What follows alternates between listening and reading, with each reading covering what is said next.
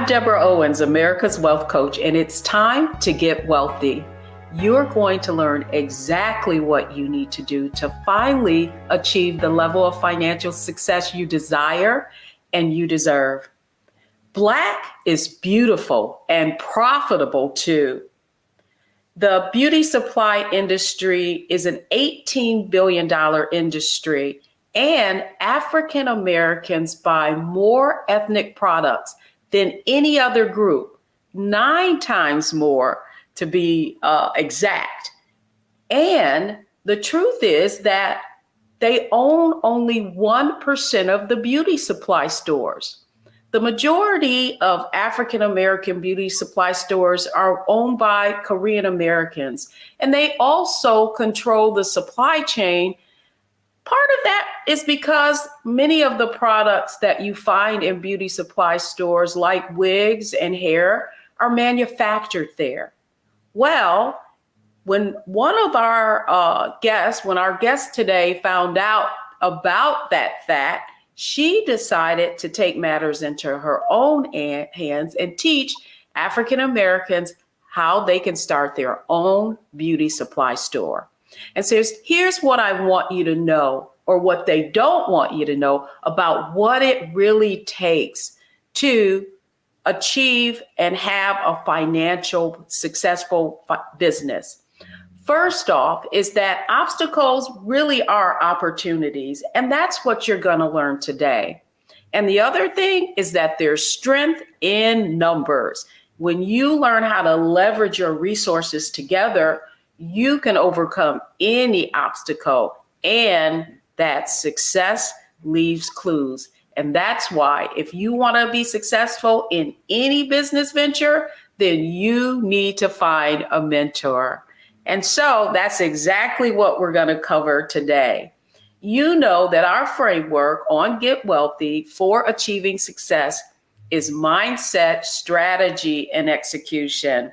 And so that's exactly where we're going to begin today with our guest, Janice Fredericks, who, when she discovered these numbers, decided to take matters into her own hands and start her own successful beauty supply store in Queens, New York. And I'm excited to welcome her to Wealthy You today. So Janice Fredericks, welcome to Get Wealthy. Hi, good morning. Good morning. Thank you so much for having me. I'm so excited to talk about beauty supply stores with you this morning. Well, to my point, I mean, Black, it really is beautiful and profitable when it comes to, ethnic beauty. I mean, that figure that I quoted, we purchase 9 times more of these products. Right. So talk to us a little bit about how you basically, when you learned of this, you decided to go into this venture.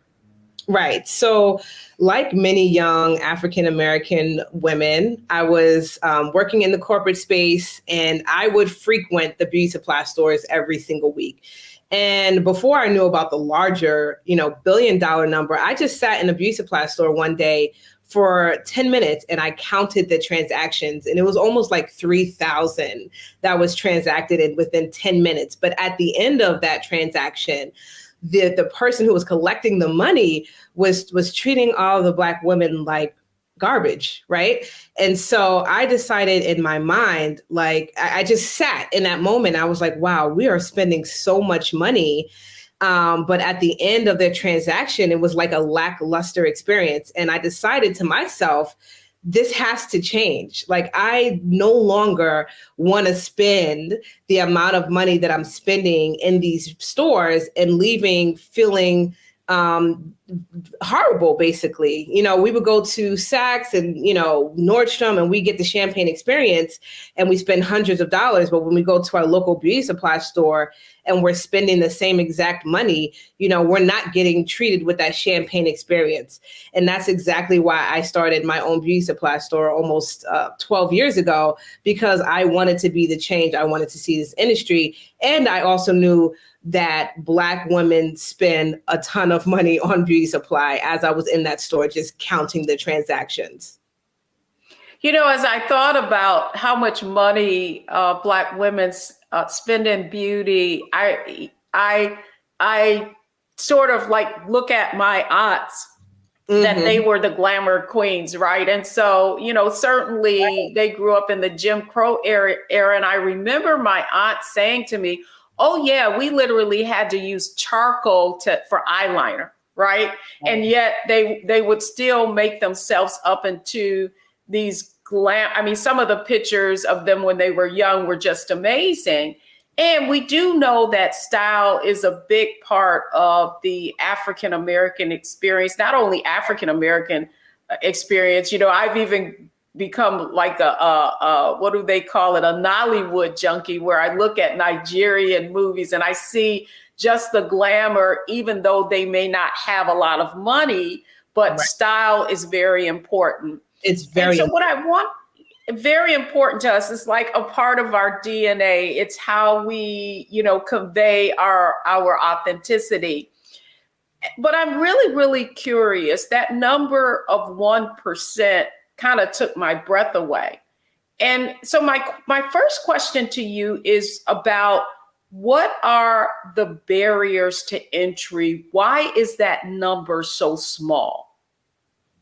Right. So that number is small. Like, as you mentioned in the beginning, this is an Asian dominated market that was actually designed to do that. And so back in the 1970s, where the government had put certain clauses for the Asian Americans to profit off of this industry through manufacturing and distribution, that happened all back in the 1970s. And so that there were clauses to allow the Asian Americans to come to America and be successful through those distribution channels. Well, then they needed a retail space for those channels to survive. And that's when the beauty supply stores really started to kick off. And so because there has been this Asian domination in the industry for decades, they have been able to completely kick African Americans out of this industry. And so when I got started in 2010 with my beauty supply store, I had to literally find another Black-owned stores just to get products. And I had to actually buy products through this other store before they were going to even give me accounts for my own store. Because when I would call the vendors, and if I didn't speak the native tongue, they would literally hang up on me. And so it was extremely challenging to actually open direct accounts with vendors so that I can be a profitable beauty supply store in my first 2 years of business because I didn't speak the native tongue. And so I had to literally get all of my supplies and get my entire start by having a mentor myself. So that was one of the points that I made about what folks need to understand about succeeding in business. And it is the fact that, success leaves clues, and there are, you need a mentor. And so as you grew your own business, right? Do you still own the store in New York? No, I do the consulting full time now. So we created the stores for 8 years, and then I had to completely pivot into helping other Black women because it was a full-time job.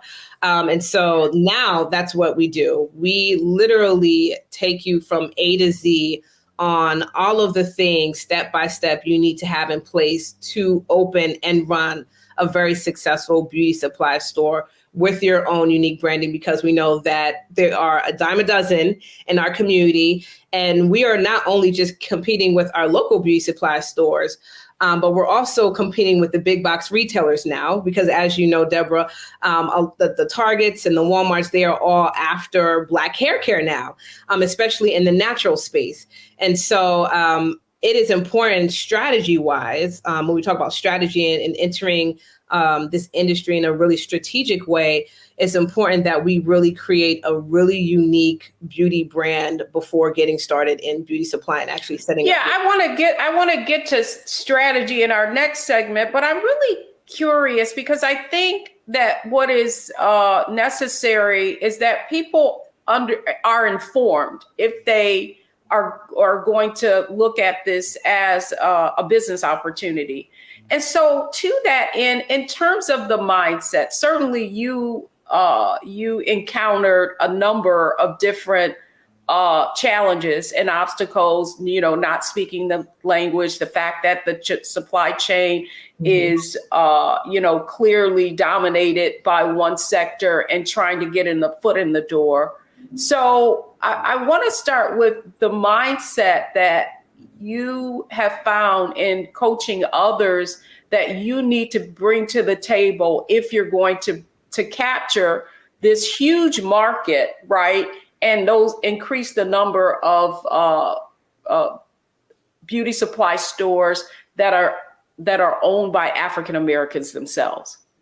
Absolutely. So the first thing I would say is to be definitely purpose driven in this industry, because what we're doing in this movement of creating Black-owned beauty supply stores in our community is where we're becoming change makers. We are here to change the way that Black women have historically purchased their beauty supply products through experience.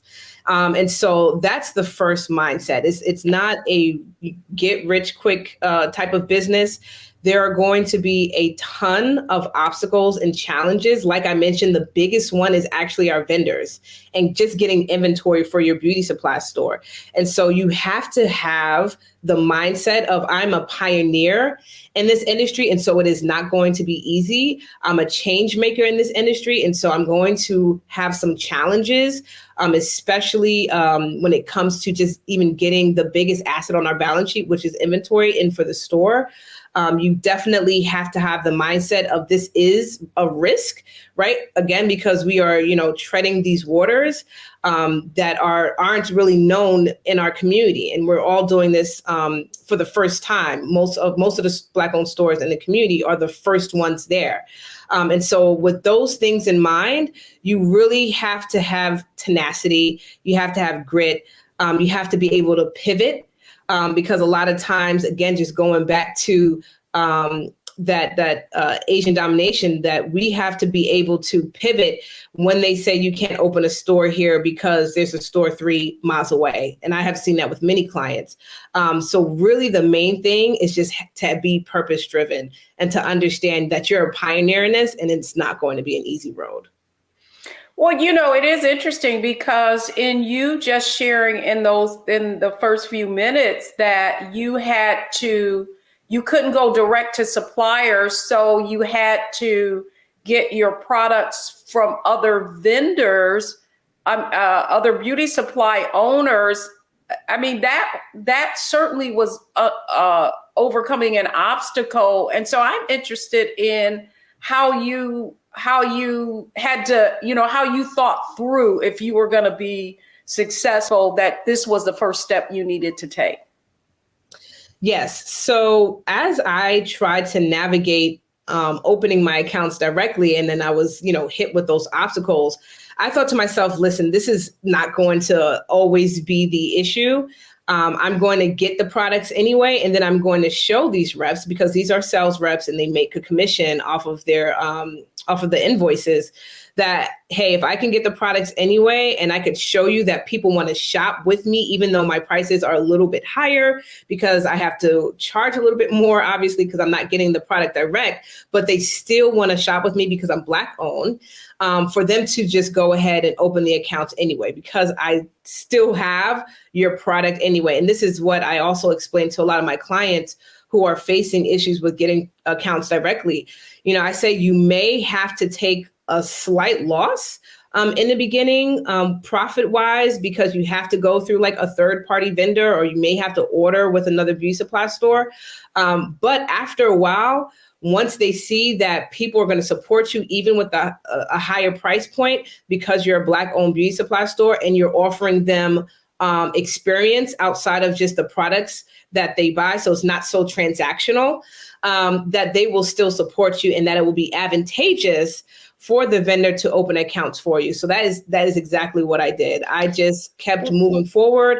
I got the products at a higher price point, and I wanted to prove to them that even at this higher price point, people will still support me because I'm Black owned and I'm offering them the experience that they don't get at their traditional beauty supply store or the Target. Well, I love how because I think that when you go into any business venture, and we know that African American women in particular are starting businesses at a rapid rate, much higher than their counterparts. And so when we come back, I want to talk with you a little bit more about what specific strategies are needed to succeed in this industry. So don't go anywhere, folks. We're having a fascinating conversation about the beauty supply industry, the Black beauty supply industry, with Janice Fredericks. She has a coaching and consulting company called Retail Genius, and we'll be right back.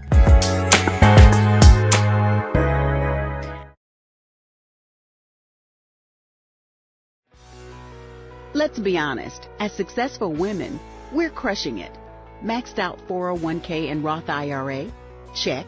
Aggressive savings and investments? Check.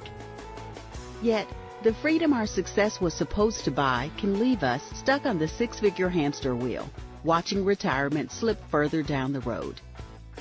There's another way. Get coaching courses and community at wealthyu.com. Pull up a chair, take your seat. The Black Tape with me, Dr. Greg Carr, here on the Black Star Network. Every week, we'll take a deeper dive into the world we're living in. Join the conversation only on the Black Star Network.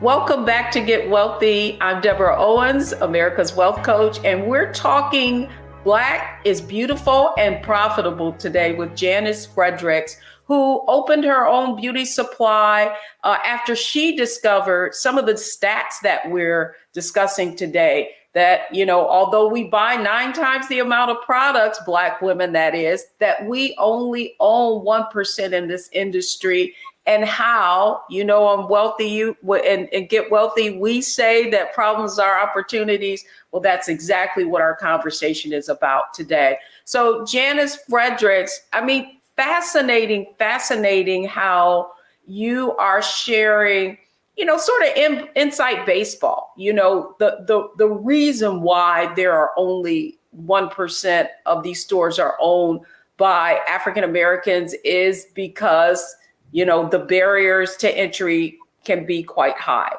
And yet you ran a successful beauty supply store for years, and now you are teaching others. So let's talk strategy, okay? Strategy about what it's going to take to bust through this industry. So for our audience, what is the first thing you need to do if you're listening to this and your ears perked up, that you need to do if you're going to consider starting a venture in this industry? So the first thing I tell people is to figure out how you want to show up in the beauty supply industry. What do you want to be known for? Because what we definitely don't want is a replica of what we've been seeing. And we don't want to repeat the experience of what we have in our traditional beauty supply stores. And so I always ask women, what is the void in your community? What do people complain about when they go to their local traditional beauty supply stores? So in my case, again, back in 2010, this was the start of the natural hair care boom. And so the biggest void was women not having access to the natural hair care products that they were purchasing online. Because again, this was before Target and Walmart, had their natural hair care aisles in their stores. And so the only way to get these products was online. And so I decided to capitalize on that because I saw that that was a void in the community. And I was actually one of the first beauty supply stores, even nationally, to carry several Black-owned natural hair care brands in my store. And so my store in Queens, New York, which was a very, very small, cute store, it literally became a natural hair care hub. And so I capitalized on that niche market of providing hair care products to my consumers products, again, that they can only historically find online or, find on social media. And I was the first to actually have those products in my store before they went on to like big box retailers. And so being able to figure out like, what is the void in my community? What do Black women complain about is the number one strategy to figure out how you want to show up in this industry with your own unique beauty brand. The second thing that I always talk about is location. So location is still king. And it's so important for you to build your beauty supply store in a space where, Black women are either shopping, where they work or where they live, so that you can capitalize that market. And also, when it comes to location, a lot of times people are afraid to open their beauty supply stores because they may be another Asian-owned store, 3 miles away or 5 miles away.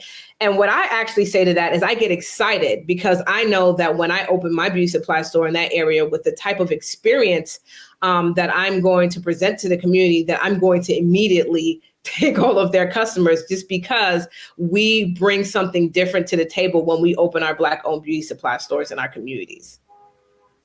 Yeah, it's interesting you say that. I certainly believe there are riches and niches, and it's really about finding out what is the, what is the real problem. I love how you frame this because that's the whole point, right? Like, obstacles and problems are opportunities. You just have to figure out how to serve it.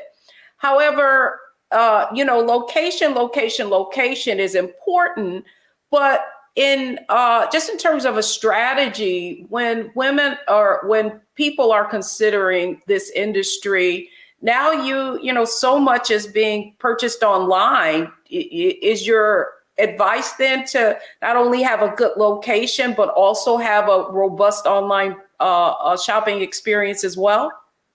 I love that you bring that up because it's a question I get daily, especially when people are like, I want to test out beauty supply and I want to start online. And my immediate answer is still no. And this is the reason why. The beauty supply store is a staple in the Black community, period. The number one Google search right now is, in terms of beauty supply, is Black-owned beauty supply near me. So the beauty supply, going back to the beauty supply experience that I talk a lot about, is that Black women still want to come into a space to feel safe, right? We want to come to a place where we can have conversation about our hair with someone that looks like us. We have historically never had that experience. And so that experience can only happen in our physical spaces. Now, I love the online space and mobile beauty supply stores that I've seen come up in the industry in recent years, because it's an awesome supplement to your brick and mortar location. But really, your profits and your sales and your revenue is going to come when you are able to provide that safe space for Black women within their own communities.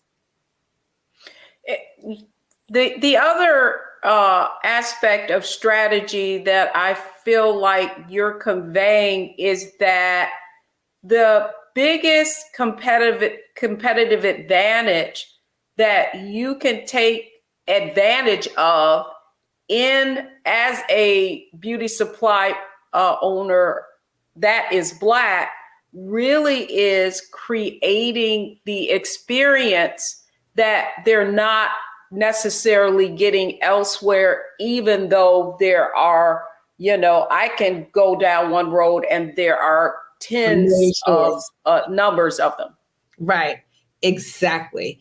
The way that we are going to be competitive in this oversaturated market, and the way we're going to compete against Target and Walmart and even these like mega beauty supply stores, is going back to the core essence of what retail is. And that is someone's ability to come into your space and use their five senses, seeing, testing out the products, having regular conversations, because right now retail is so transactional. It's the self checkout and the self this and the self that. Black women in particular, we want conversation. We crave conversation when it comes to our beauty, especially when it comes to our crown, which is our hair. Like we spoke earlier, like this is our identity. And so with our shopping experience, we crave the conversation to understand, am I buying the right products? How's this product going to make me feel? How does this product translate into my everyday confidence? Right? And people pay a lot to look and feel good and to be confident at the end of the day. Well, it's interesting as well, Janice. I think the point that you're hitting on, and I hope our viewers are getting this, is that there's price and there's value, right? Yes. And I guess the point that you're making is if you're going to enter this industry, it really is about creating value beyond just the product. Absolutely.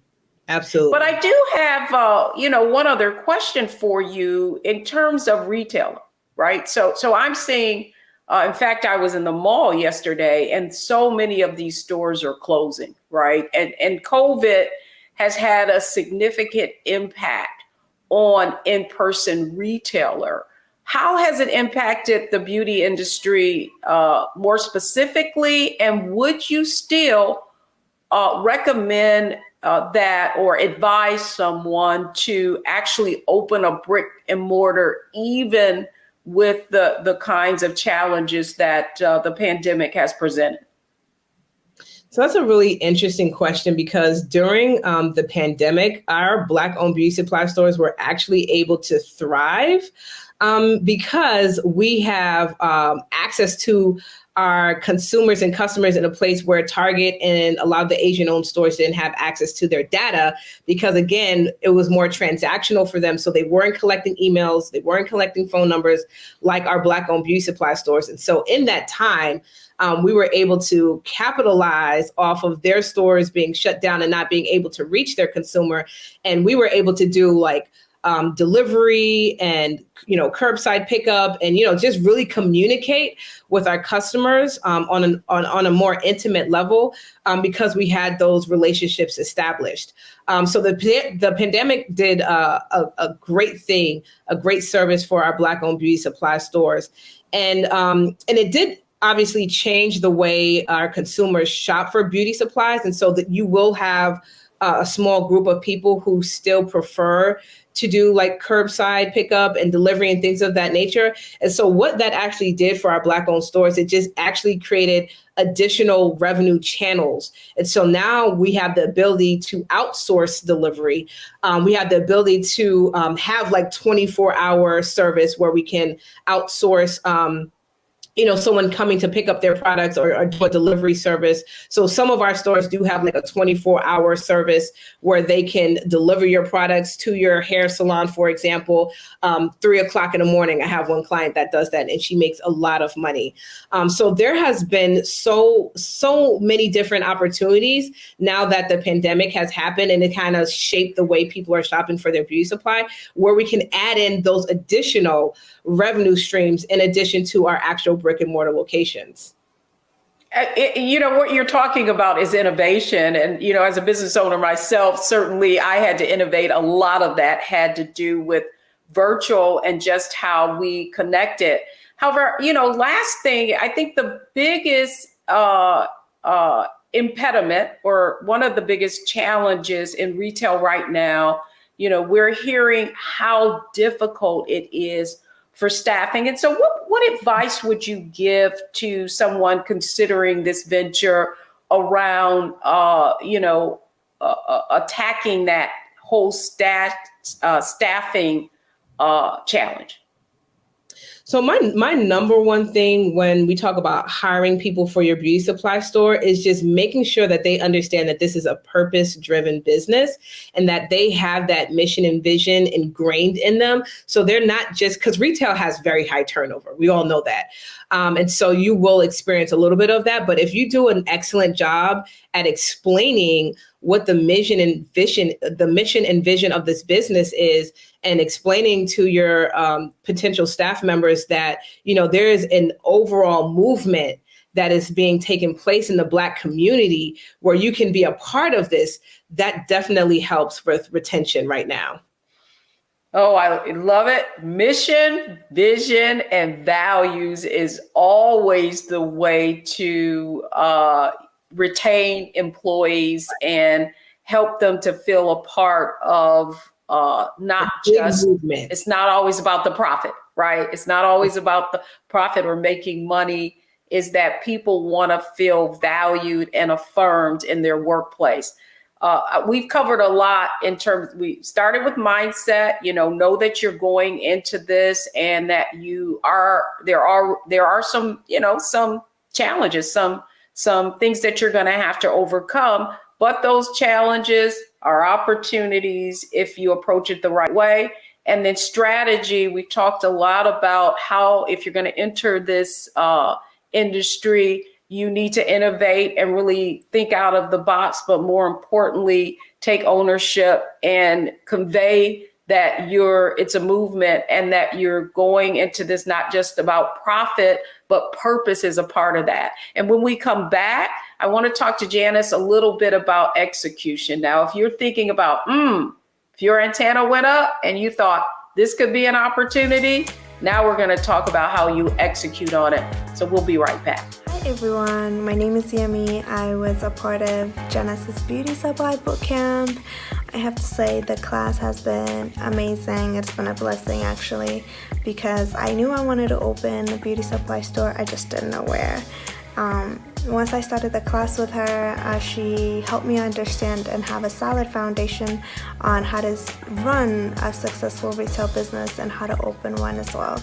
We discussed about branding, marketing, our inventory mix and all of that. And whenever I had questions, she was more than willing to answer them, and she was very professional. And it has been really great, honestly. And then I feel confident that once I start, I will be able to have a successful business, and she instilled that confidence in me. Thank you, Janice.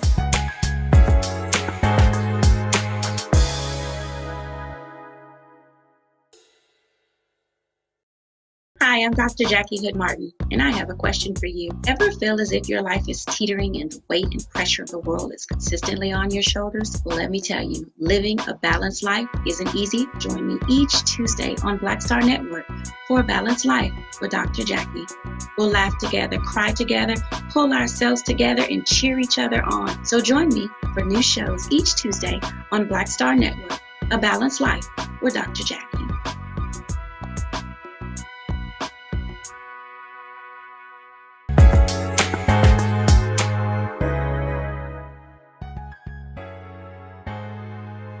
I'm Deborah Owens, America's Wealth Coach, and I hope you're enjoying our conversation on Get Wealthy today. Black is beautiful and profitable, and our guest today is Janice Fredericks. She is owner of Retail Genius, and she has taken the beauty supply industry on and helping more Black women get involved in it. There's certainly room for growth, knowing that only 1% own beauty stores in this industry. And so now it's about execution. So Janice, come on back, because I am all about execution. We talked about mindset, strategy, execution, and the reason Get Wealthy exists is to help people get exposed to information on how to build wealth. And now we're talking about building wealth through entrepreneurship. So I want to take an inside peek of the kinds of consulting you do with people who are considering this industry. So if I wanted to execute on this, what's the first thing that I need to do to prepare myself to be successful in this industry? Yes. So the first thing that you need to do to be successful is to go back and think about what your why is for even getting into this industry, and why you want to, create a beauty supply store in your community, and how you want to show up in this industry. Like, what is going to be your it factor? That's literally the number one thing that we do. What kind of products do you want to sell? Like, so I mentioned in my and with my store, I capitalized on like the natural hair care movement. And so like what trends can you capitalize on? Because that's going to be the focus of our core product mix. And so we take time to really define that, because again, we don't want to be a replica of what we've seen in the community already. And so when we come up with your unique beauty supply brand, we then start to think about the funding.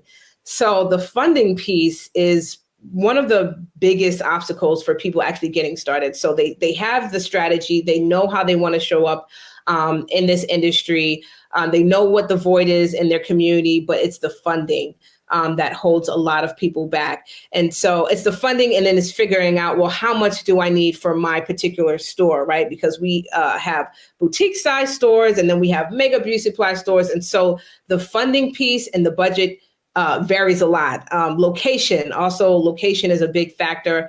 I opened my store in New York, which is one of the most expensive places to operate any type of business.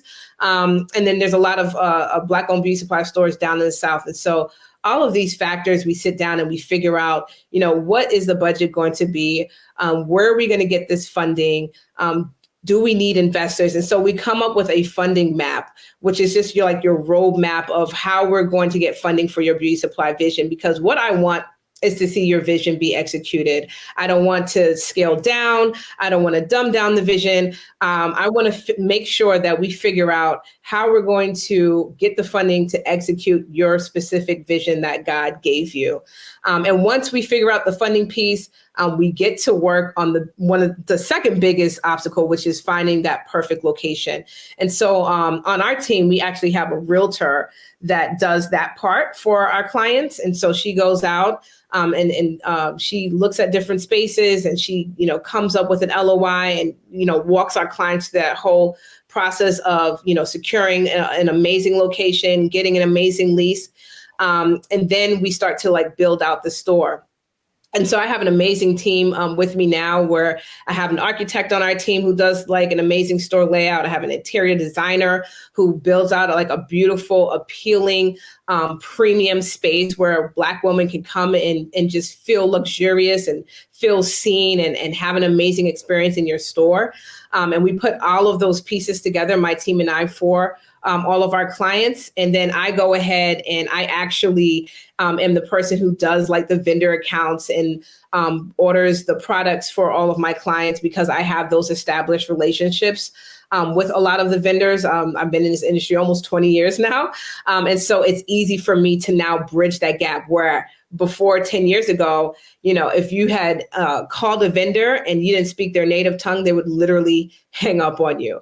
And so now I fill the void for people who are now needing to get accounts for their beauty supply stores, because I have these relationships with them and they understand that this is a movement. So you might as well just work with me and my clients, because we are going to open these stores with or without these direct accounts.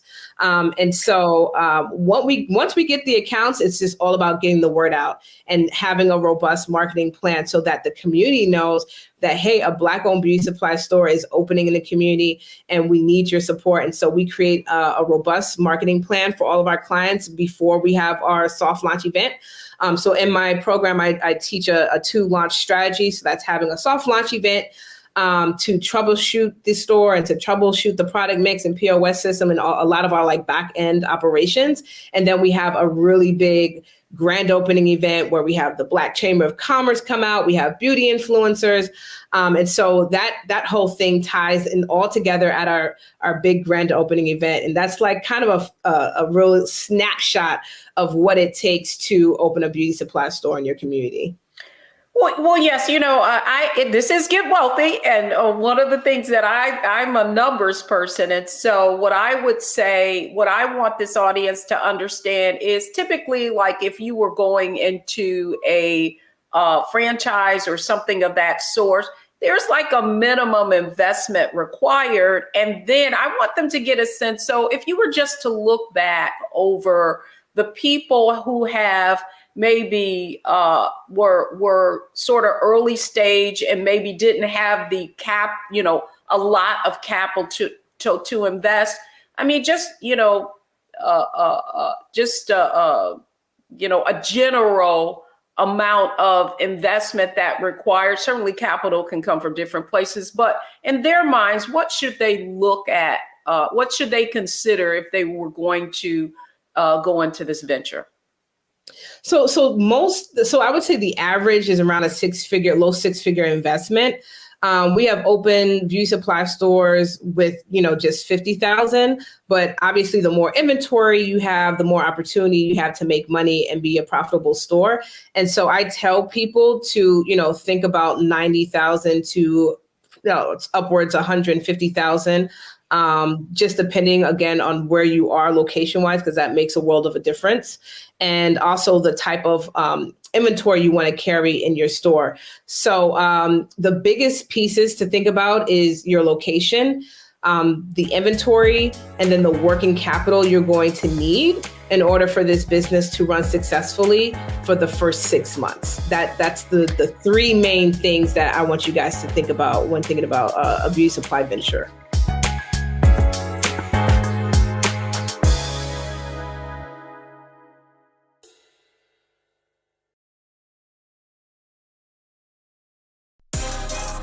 Peace, I'm Faraji Muhammad, host of The Culture. And brothers, we need to talk. There's been much discussion about the state of the Black man in our community.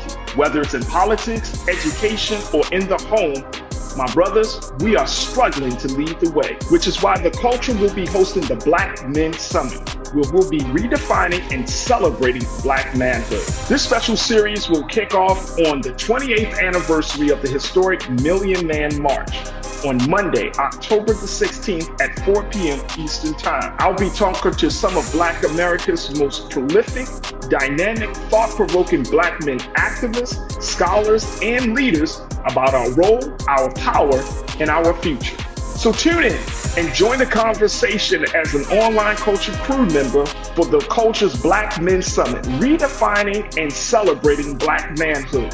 Starting Monday, October 16th through Friday, October 20th, 4 p.m. Eastern Time each day, right here, exclusively here on the Black Star Network.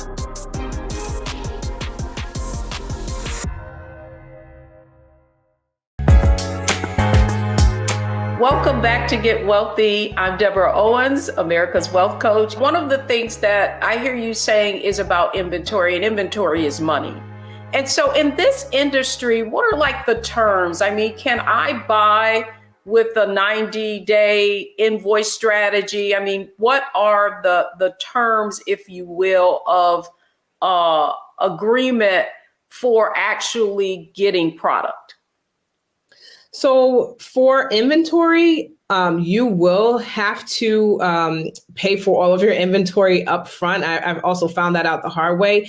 A lot of the vendors don't like to give terms in the beginning, but after about 3 to 6 orders, they do offer net terms. So net 30 days, net 60 days, net 90 days. In some cases, they will offer terms, but a lot of times just getting in this industry and not being an Asian-owned store, they will not extend terms to you. So that is why it is so important for you to understand what your budget is going to be and how much inventory you're going to need to fill your store up front, because you will have to pay for all of that inventory out of pocket when you first open your beauty supply store.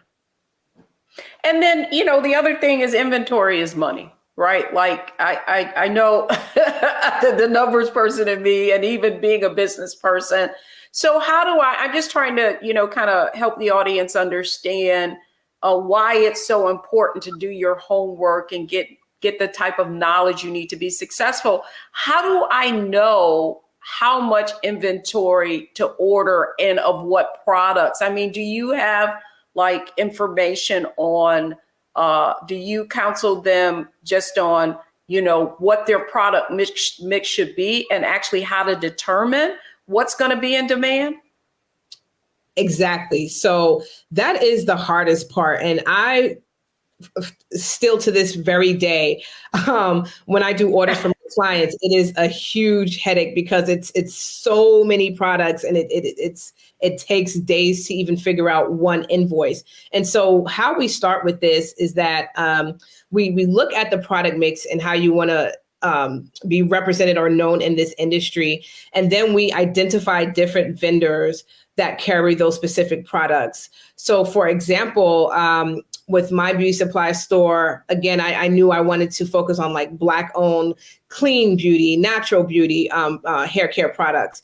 And so I had to then identify the vendors that sold those products. I had to reach out to a lot of the manufacturers as well as the distributors who carry those products, and then get the pricing to understand what the budget is going to be. So it is a really, really tedious process, to say the least. And now we actually, remove that headache for our clients, and we do that ourselves.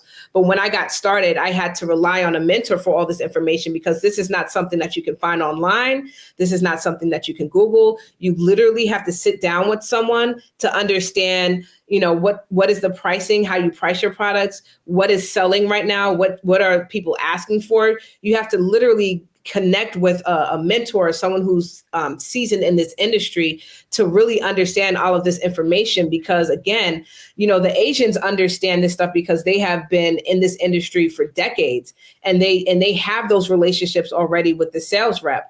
We, however, have to figure out, where do we get this information? Where do we understand pricing? Where do we even understand what a product mix is? And that was a huge void when I first got started, because, I didn't understand, exactly what the community wanted. I knew what I liked and what I wanted, and what my, family members liked and what they wanted. But the overall community was a part that I was missing. And so to partner with someone who understands the trends and who understands consumer behaviors, because they've been, operating their business, was, very, very important for me to connect with, so that I can also be successful in my beauty supply store. And so this is exactly what we do now in our program, is we take people through the process, depending on where their location is, to understand what the trends are, how are consumers, buying patterns in their community, and then we create the strategy based on that data. And then, finally, I'd like to ask you is, we love to analyze, optimize, and maximize. So if you were going to tell someone, one of our viewers, how they would analyze, optimize, and maximize on the fact that this is a market that is has so few Black owners, what would you say in just a kind of quick synopsis of the opportunity itself? Right. So to analyze, number one is just to walk into your own local beauty supply store, just like I did, and to look around and see the amount of money that's being spent in just the time that you're there. Right. And then you could see that, wow, this is a really lucrative industry. I remember in my own beauty supply store, and it was actually around tax time, that a woman came in and told me that she was going to spend her entire tax check on beauty supplies. I remember young girls coming in and spending their whole, McDonald's paycheck on beauty supply. And so, the proof is in front of us, right? We are our own target market. And so we know that the money is there in this industry. With my store owners, the way I talk to them about analyzing and optimizing their beauty supply stores is just taking a look at their POS data and applying that 80-20 rule. Right. And so we understand that, 20% of our product mix is going to bring in 80% of that revenue. And that holds true with many industries. And so by taking a look at our POS system and taking a look at the data, and first of all, just making sure that you have a POS system, because when I first got started, that was another mistake that I made, is I didn't have. And so now I heavily teach that we need to have these systems in place before you transact at your soft launch, and then applying that 80-20 rule and just looking at the data. So what is our product mix telling us? What 20% of our product categories are bringing 80% of that revenue. And let's drill down on that, and let's, replenish our inventory based on what that data is showing. And that's exactly how I scaled my own beauty supply store. It's just taking a look at what the trends are and just keeping my ear to the ground with our consumers and having those conversations. Because again, historically, we come into these stores and there's no conversation, with the owners. And so we have the opportunity to have those conversations. Having events was something that I started with my beauty supply store, and there were never events in the beauty supply store. We never sat down and had actual Black-owned natural hair care brands come into our stores. So I teach a lot of these different innovative strategies with my clients, is that you have to, have these experiences with your consumer to know what is working versus what is not working. And then you can capitalize on that information through experience. And then, brilliant, because you're a woman after my own heart when it comes to numbers. The data will tell you. When somebody asks me, what should I do? I say, crunch the numbers. And then finally, Janice Fredericks of Retail Genius, please let our audience know how they could get in contact with you if they want more insight and information on Retail Genius. Absolutely. So you can find me on Instagram and Facebook at The Retail Genius. I also have a free mentorship group. So if you are just curious as to what this looks like, you can join our free Facebook group. It is called the Black Beauty Supply Power Circle over on Facebook, where I go live and just share information about what it takes to be a Black-owned beauty supply store. And then also the website is theretailgenius.com. Excellent. Well, Janice, thank you so much for coming on and giving us some insight into an industry that far too few African Americans are involved in, and that means that there is opportunity.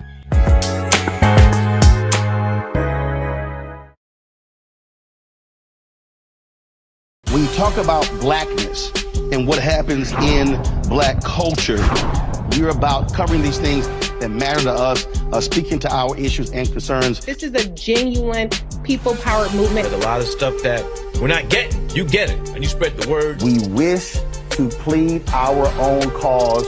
Too long have others spoken for us. We cannot tell our own story if we can't pay for it. This is about covering us. Invest in Black-owned media. Your dollars matter. We don't have to keep asking them to cover our stuff. So please support us in what we do, folks.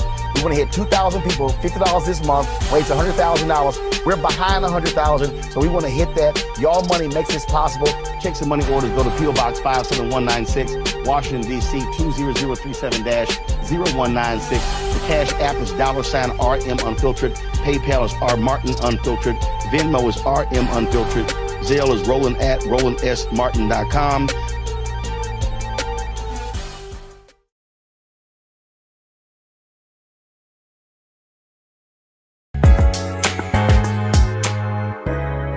Welcome back to Get Wealthy. I'm Deborah Owens. What are the takeaways from our show today? First off is that relationship. Find a mentor. I know to be successful in any business, you want to learn from somebody who's already had a few challenges that they've overcome so that you can learn from them. And then one of the things that became really, really clear in this program is that you've got to build vendor relationships. You've got to learn how to find those products if you're going to be get access to those products if you're going to be successful in this business. And any business venture requires investment in order to get a return on your investment. So really seek out funding alternatives. There are so many programs right now focused on Black women. There are grant programs going on. One tip, if you want to find funding, is a site called Hello Alice, and they have a list of all kinds of grants that are available and are available to women of color specifically. And so that's going to do it for me today. I hope you learned a lot. I hope you learned about the opportunities that exist in the beauty supply industry, and I hope you're going to learn how to get wealthy.